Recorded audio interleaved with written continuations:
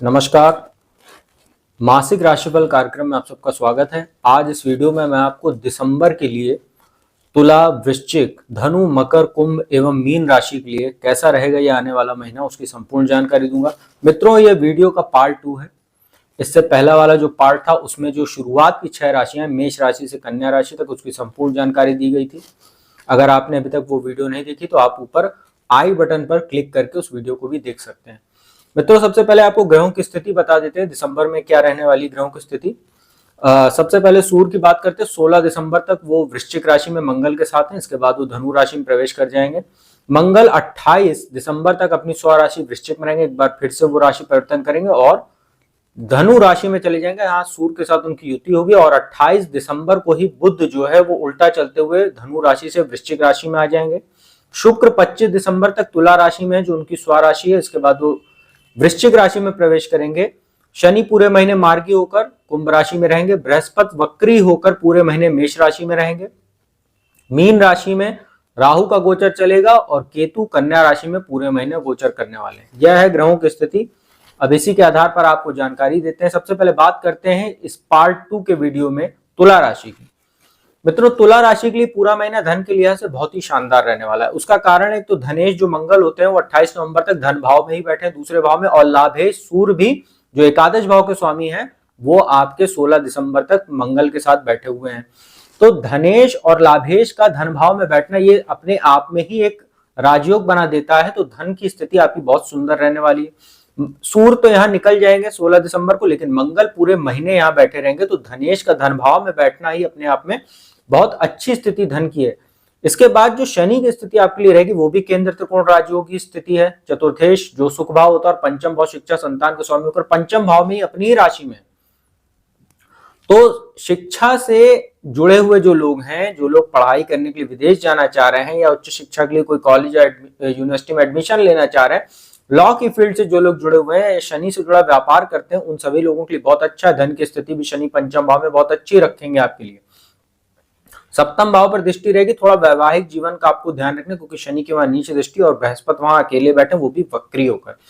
अविवाहित लोगों के रिश्ते होने में अभी भी कुछ समस्या आएगी। हालांकि 31 दिसंबर को जैसे ही वर्ष का अंत होगा, यहाँ पर बृहस्पति मार्गी हो जाएंगे और अविवाहित लोगों के लिए रिश्ते आने अच्छे शुरू हो जाएंगे। शनि की लाभ भाव पर दृष्टि रहेगी तो ये बहुत अच्छा है। लाभ में वृद्धि, आय में वृद्धि, मान सम्मान में वृद्धि, विदेशों से शुभ समाचारों की प्राप्ति, विदेश यात्रा के योग बनाएगा। और धन भाव पर दृष्टि डालकर यह भी आपके लिए धन संबंधी समस्याओं को दूर करने का काम करेगा।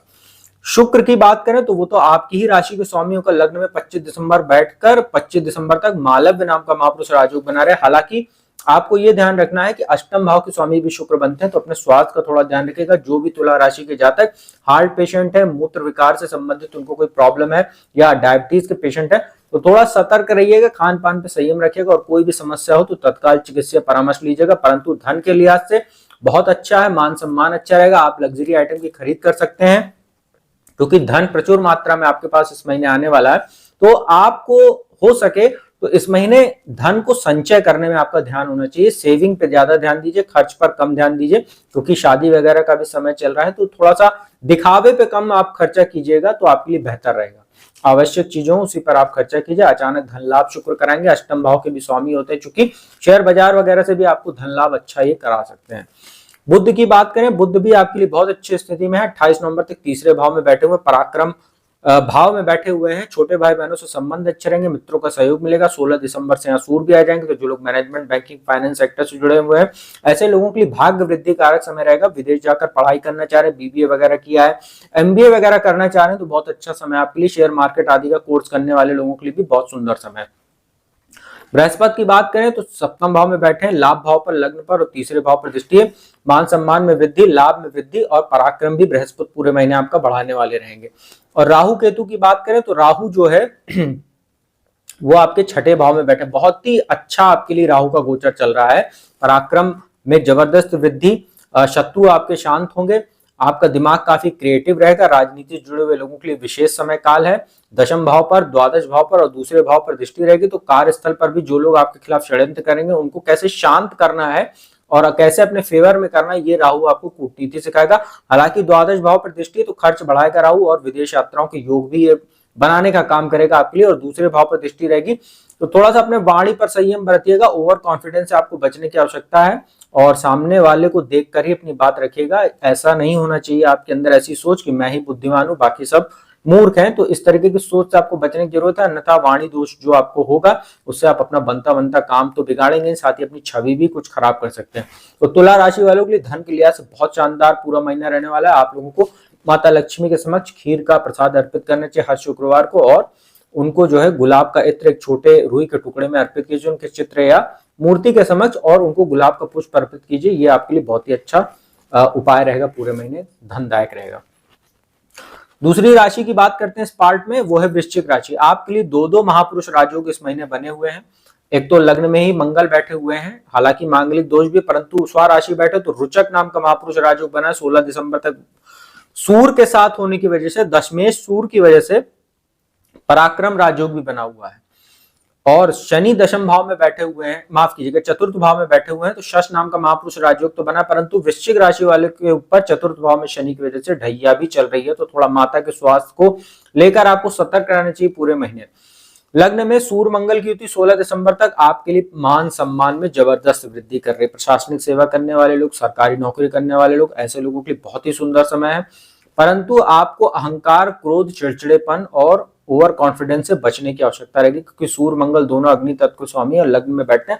व्यक्ति के थोड़े आचरण में उग्र स्वभाव को भर देते हैं, अहंकार, क्रोध का शिकार ऐसा व्यक्ति होता है जिससे वैवाहिक जीवन भी आपका बुरी तरीके प्रभावित होगा, क्योंकि दोनों की दृष्टि सप्तम भाव पर रहेगी, इसका आप ध्यान रखिएगा। शनि की बात करते हैं, शनि जो है वो आपके चतुर्थ भाव में बैठे हैं। भौतिक सुख साधनों में तो वृद्धि कर रहे हैं, परंतु माता का स्वास्थ्य प्रभावित करेंगे। दशम भाव पर दृष्टि डालकर कार्य व्यापार में आपको सफलता देंगे, साथ ही राजनीति से जुड़े हुए लोगों के लिए, लॉ की फील्ड से जुड़े हुए लोगों के लिए, साथ ही जो शनि से जुड़ा व्यापार करते हैं उन सभी लोगों के लिए बहुत अच्छा शनि का गोचर चल रहा है। और शत्रुओं को भी शनि शांत करेंगे। छठे भाव पर दृष्टि डालकर रोग, चोट, माफ कीजिएगा, जो कॉम्पिटिशन आदि की तैयारी कर रहे हैं जो छात्र, उनके लिए बहुत अच्छा समय है।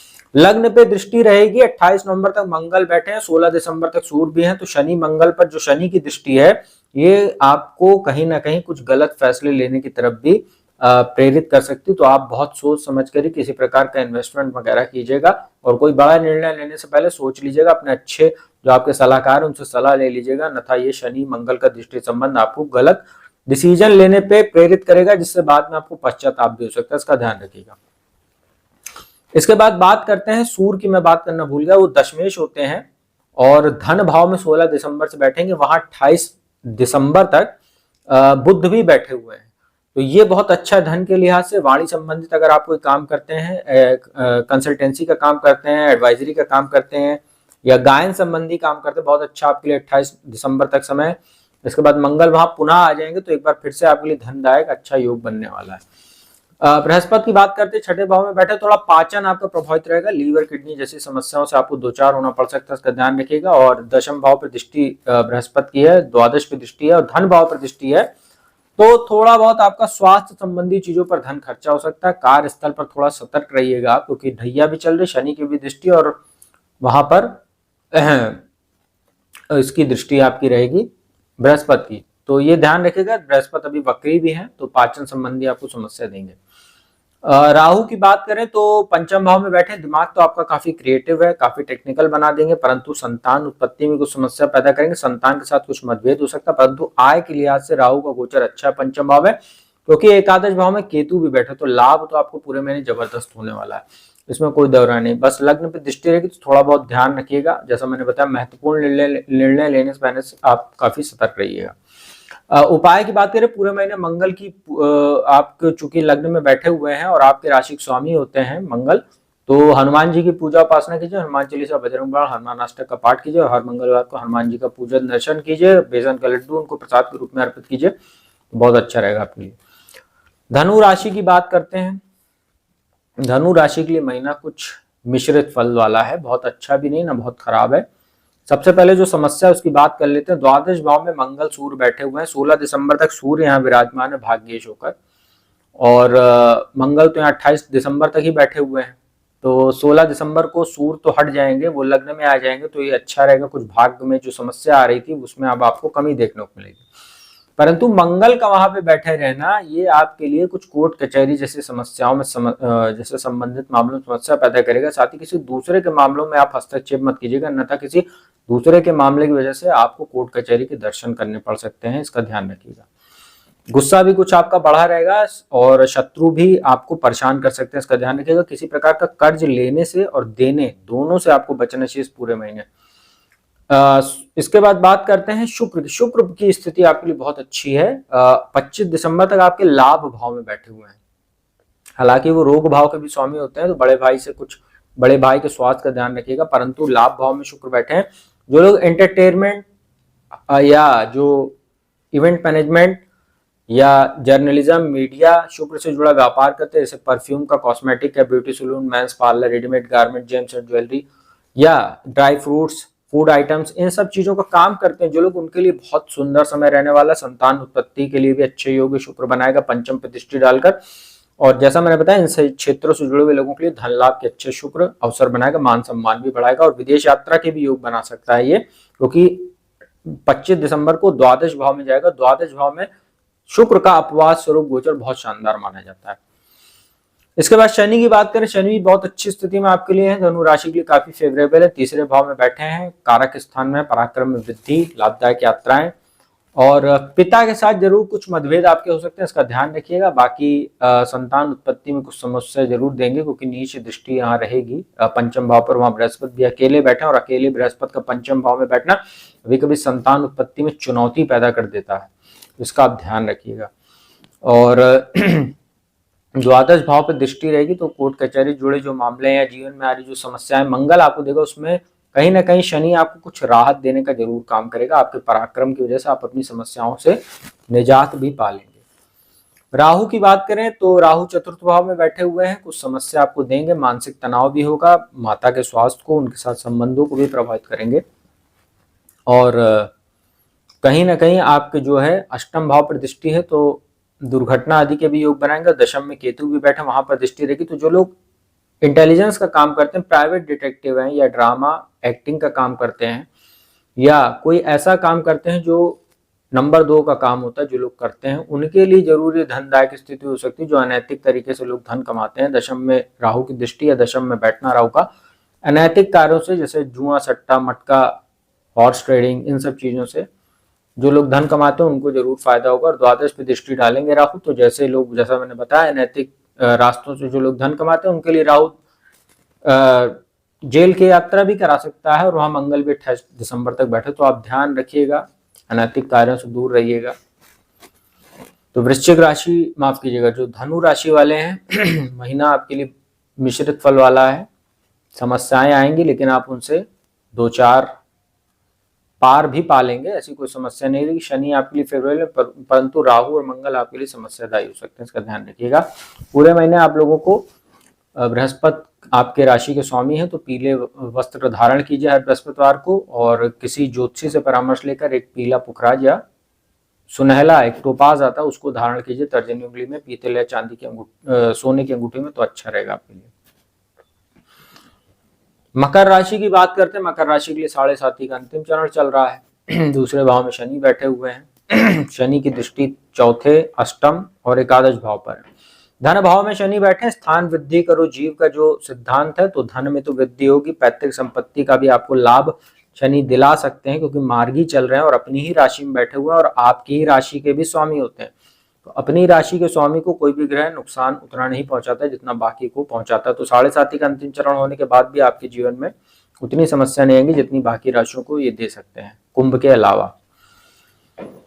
तो चतुर्थ भाव पर दृष्टि है, बृहस्पति वहां बैठे, नीच दृष्टि है, तो भूमि भवन में, वाहन में या किसी भी प्रकार का इन्वेस्टमेंट करते समय सतर्क रहिएगा, वरना कुछ समस्या आपको हो सकती है। अष्टम भाव पर दृष्टि रहेगी तो कमर से लेकर पैर तक के हिस्सों में, साथ ही नसों में कुछ समस्या आपको दे सकते हैं। परंतु जो लोग ज्योतिष, तंत्र मंत्र, गुप्त विद्या, रिसर्च के क्षेत्र से जुड़े हुए हैं उनके लिए शनि है वरदान साबित होंगे। एकादश भाव पर दृष्टि रहेगी, धन भाव में बैठे हैं तो जबरदस्त लाभ आपको कराएंगे।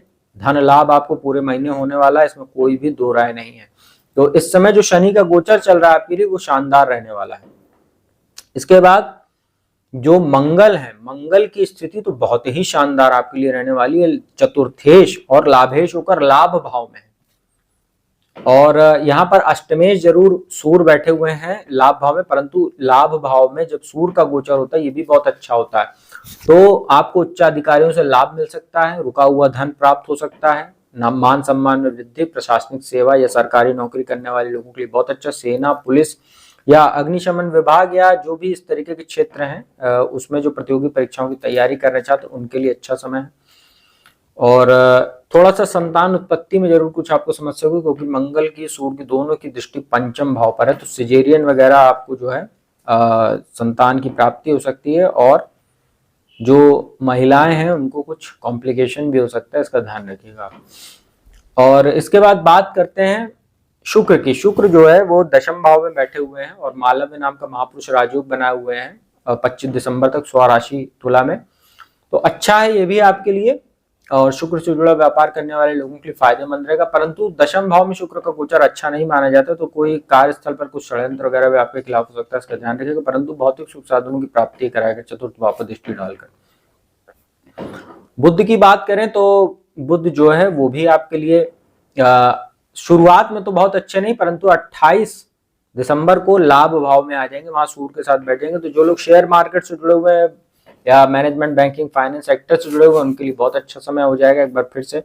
तो जो मकर राशि वाले लोग हैं इनके लिए अच्छा है, धन के लिहाज के लिए बहुत ही अच्छा महीना है। 7.5 का अंतिम चरण होने के बाद भी आपको उतनी समस्या नहीं दिख रही, बस थोड़ा स्वास्थ्य का ध्यान रखिएगा।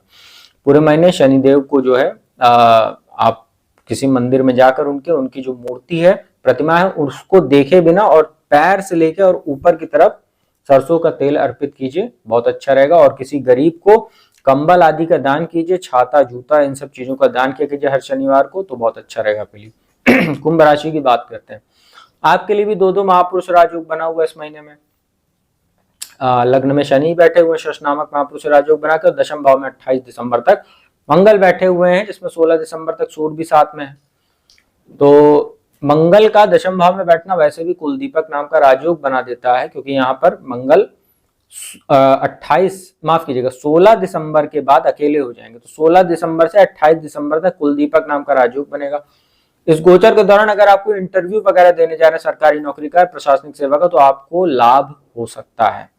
साथ ही अगर आपकी ही कुंडली में ऐसी ही ग्रह स्थिति है जन्म के समय से, तो बहुत अच्छी स्थिति आपके लिए और भी सुंदर हो जाएगी। और मंगल की यदि अंतरदशा महादशा चल रही, अब तो सोने पे सुहागा हो जाएगा आपके लिए, क्योंकि पराक्रमेश भी बनते हैं मंगल आपके लिए।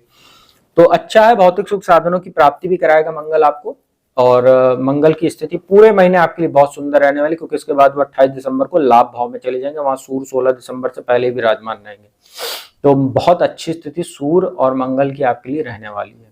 इसके बाद बात करते हैं शनि की। शनि लग्न में ही बैठे हुए हैं और शश नामक महापुरुष राजयोग बना, पराक्रम में जबरदस्त वृद्धि, मान सम्मान में वृद्धि, वैवाहिक जीवन में थोड़ी बहुत उठापटक आपको देखने को मिलेगी, परंतु कोई रिश्ता टूटने जैसी नौबत नहीं आएगी। लग्न में बैठ के शनि की दृष्टि रहेगी सप्तम भाव पर, और दशम भाव पर दृष्टि रहेगी, तो लॉ के फील्ड से जुड़े हुए लोग या जो लोग लॉ का तैयारी कर रहे हैं, जैसे बीए किया हुआ, LLB किया हुआ, LLM वगैरह करना चाह रहे हैं, उनके लिए अच्छा समय ये काल रह सकता है। शनि से जुड़ा व्यापार करने वाले लोगों के लिए अच्छा समय रहेगा, राजनीति से जुड़े हुए लोगों के लिए अच्छा समय रहेगा, जो लोग पब्लिक से जुड़ा कोई भी काम करते, जनता से जुड़ा कोई ऐसा काम करते इसमें सीधा उनका जुड़ाव जनता से, ऐसे लोगों के लिए अच्छा समय। बुध की बात करते हैं, बुध भी बहुत अच्छी स्थिति में है, लाभ भाव में बैठे हुए हैं और पंचम भाव के स्वामी होते हैं, हालांकि अष्टमेश भी होते हैं, परंतु लाभ भाव में बैठे हैं, तो शेयर मार्केट से आपको अच्छा धन लाभ हो सकता है। IT प्रोफेशनल जो लोग हैं या स्क्रिप्ट राइटिंग का काम करते हैं, ऐसे लोगों के लिए बहुत अच्छा समय है। संतान उत्पत्ति में भी ये लाभ दिलाने का काम करेंगे। इसके बाद बुध आपके दशम भाव में आ जाएंगे, भी बहुत अच्छा है। जो लोग एडवाइजरी का काम करते हैं, कंसल्टेंसी काम करते हैं, इंश्योरेंस, बैंकिंग, मैनेजमेंट, फाइनेंस, इन सब सभी क्षेत्रों से जुड़े हुए लोगों के लिए बहुत अच्छा आपके लिए बुध का गोचर पूरे महीने रहने वाला है। राहु की बात करते हैं, थोड़ा वाणी दोष की आपको समस्या रहेगी, दूसरे भाव में बैठे हुए हैं, छठे भाव पर, अष्टम भाव पर, दशम भाव पर दृष्टि है, तो रोग ऋण शत्रुओं में राहु आपको वृद्धि करा सकते हैं और वाणी दोष की समस्या कुछ आपको रहेगी, तो शत्रु भी आपके हो सकते हैं, इसका ध्यान रखिएगा। गाड़ी वगैरह चलाते समय सावधानी बरतिएगा। अष्टम में केतु भी बैठे, दुर्घटना आदि के योग बनेगा, और दशम भाव पर दृष्टि रहेगी, तो उच्चाधिकारियों से या आपके जो कलीग्स वगैरह उनसे कुछ मनमुटाव हो सकता है, क्योंकि राहु की दृष्टि जब पड़ेगी दशम भाव में, तो 28 दिसंबर तक वहां मंगल भी बैठे हुए हैं, जो मंगल और राहु का अंगारक दोष एक प्रकार से दृष्टि संबंध बनेगा, और शनि की भी 10वीं दृष्टि रहेगी जो विस्फोटक योग का काम करेगी। वहां 16 दिसंबर तक सूर्य भी है, तो बहुत जबरदस्त एक प्रकार का वहां पे उथल पुथल भी आपको देखने को मिल सकती है। तो अपने व्यवहार में कुशलता रखिएगा, सौम्यता बरतिएगा, ज्यादा ओवर स्मार्ट मत बनिएगा, तो अच्छा रहेगा पूरा महीना आपके लिए।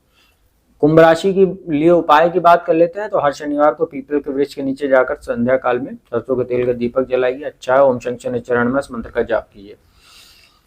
अंतिम राशि मीन की बात करते हैं। मीन राशि के लिए भी 7.5 का प्रथम चरण चल रहा है। द्वादश में शनि बैठे हैं, पूरे महीने समस्या आपको देने का ये जरूर काम करेंगे। एक तो खर्च के घर में बैठे हैं और नीच दृष्टि दूसरे भाव पर है, वहां बृहस्पति भी बैठे हुए हैं वक्री होकर।